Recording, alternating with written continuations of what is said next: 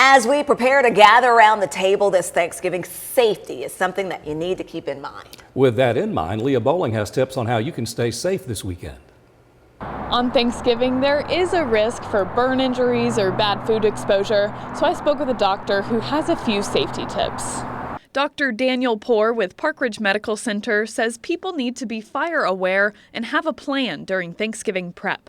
Fire extinguishers and that kind of thing need to be ready and at hand, and everyone needs to know where they are just in case the fire starts and the person cooking the turkey is not around to know where the fire extinguisher is. And while kids want to be involved, he says to make sure you keep a close eye on them. Keep the knives and the forks and the tongs and all of those things kind of out of reach for the little guys and gals so they don't get injured. Mistakes happen, and burn injuries should be taken seriously. And then at home, antibiotic ointment, dressings, you want to keep them wet, not dry, and then to be seen and evaluated, by your physician, pediatrician, or whoever within probably about 24 hours. It's also important to clean surfaces and be aware of things that have touched raw meat. Wherever you're cooking for Thanksgiving dinner, ham or turkey, just follow the, packaging instructions to get it to the appropriate temperature.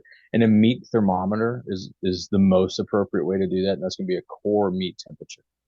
If you have food allergies and are a guest at a Thanksgiving meal, he encourages you to ask questions about what's being served.